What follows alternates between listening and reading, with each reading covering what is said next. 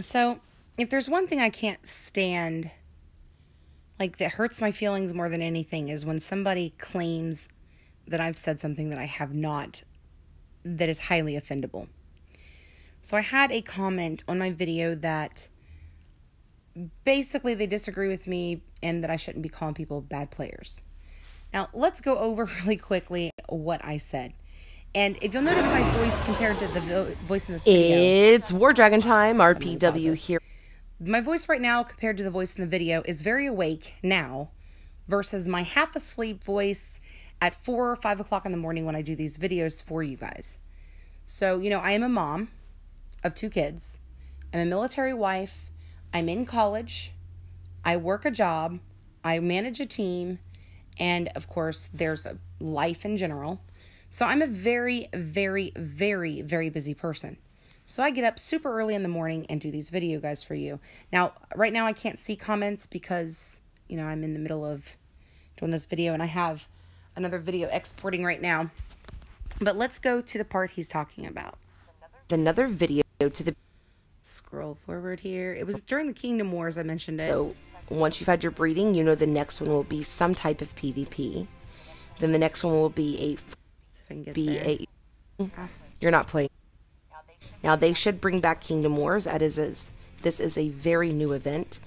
And I know that there's a lot of players that find it boring or very, very hard to utilize.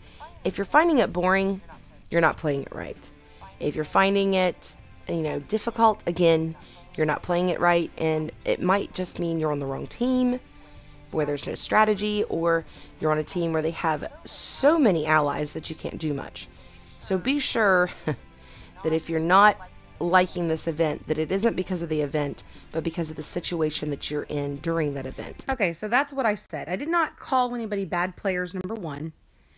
But let me show you what I mean. I wasn't going to share my strategy that I use with my team because, well, it's our strategy for our team. So I'm not going to go to too much detail, but let me show you what our situation is in this event.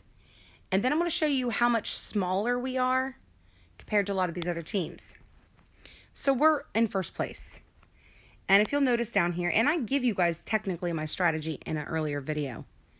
Now, a lot of these players that have been coming in on us come in strong in the last few days of this event.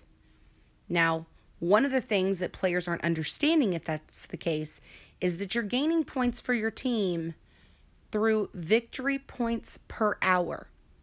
So if you're holding off your stuff to the very end, and that's when you start attacking, then it's basically pointless because you've only got a few hours left. So that is what I was meaning by saying you may not be playing it right. So for example, if you're just now getting your team, like your team's just now over the weekend was coming in on Sunday and hitting things hard, they've missed out on XP on VP points on Thursday, Friday, and most of Saturday, or all of Saturday if they didn't start till Sunday morning. So that's one thing. The second thing is, like right now I've got 5 targets set out here. Now it's not a huge deal because right now we're just playing, but whenever we had, like, let's say up in this little section here, somebody took out that particular area right there, that very thin spot, they came down and took that. When that happens, I remove all of my targets except for one, so that the entire team knows to focus all attacks on that one specific target. Now, the reason I do that is because otherwise you've got 4 players, for example, that could be hitting 4 different targets, and it takes a lot longer for that to be, built up. Now, the other thing that you guys could know is you can cut off other teams. Now, if you'll notice, our green is now swooped over to the left here. So it's going up and over. We weren't generally planning to do that. But this team on the left-hand side came all the way up and down on us. I woke up in the morning and saw that. Now, I can't really show you too well. Actually, I guess I can. Or can I? I think I can. So let me take a picture of this really quick.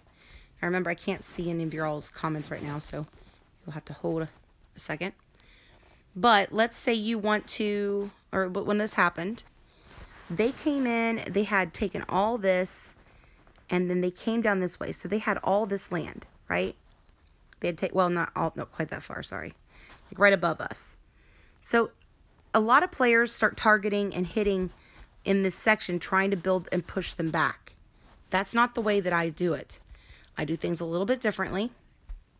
So what I did is I went through and I targeted specific ones. Like I knew that if I targeted, see, these straight through, then I would cut them off from the others they took. So then this way we could push them back. And once we push them back so far, we could take all this back. And then I don't know how to explain it, but it just works. So that is how we do it. And it's been very successful. Go back to the game here.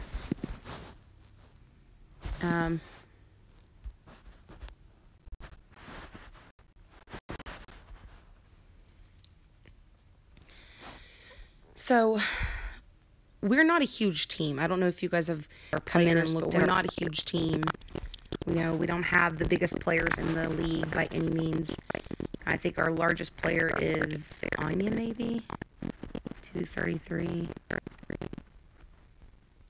Yeah, she's our largest player.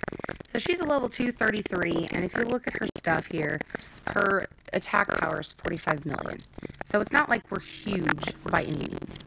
Now, over here, if I go over here, in first place, we are another team that is in second place, and they think they've done the same thing that we did. Now, there are other players that have a lot of points, but they only took, I mean, not as many points, but they only took the minor monuments, the two at the top, and they have a lot of land. Go in, but if you hear where the teams in our league are at, there are players that are bigger than us on these other teams. Just go pick a couple random. 264. I'm sure if I click on a few here.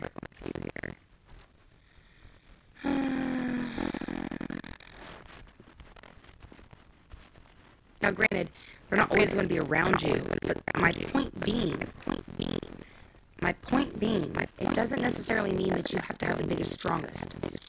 Sometimes you just need to have a great strategy, and a lot of times that can be a leadership issue, and other times it could be because people are not following the strategy that the leader is putting forward. So, just really quickly to show you my strategy, I put out the image. One image. You know, this is our Kingdom War strategy. Follow this. I sent out emails, updated the strategy in like every few hours. Got up in the middle of the night with alarms and set the targets when I thought maybe they would run out. So I'm not saying you're being a bad player. I really find that very overboard to what I said. I think my saying you're not playing it right versus being a bad player are two completely different things. But if that's what you thought I meant, I apologize. It was not me saying you were a bad player. So outside of that, and like I'll show you, teammate contributions. Few of us have a lot of points.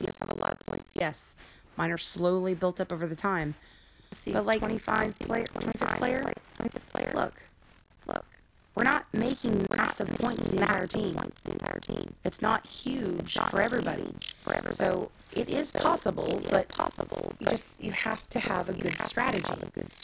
Not necessarily does that make you a bad player or a bad leader or a bad team. But like I said, if you're waiting and going the wrong direction, then it's not going to help you. So, but anyways, if you guys thought I said that again, I apologize. That was not the plan. And my video for the Q&A just finished up, so I'm going to get off here and start uploading that to YouTube. All right, talk to you later. Bye.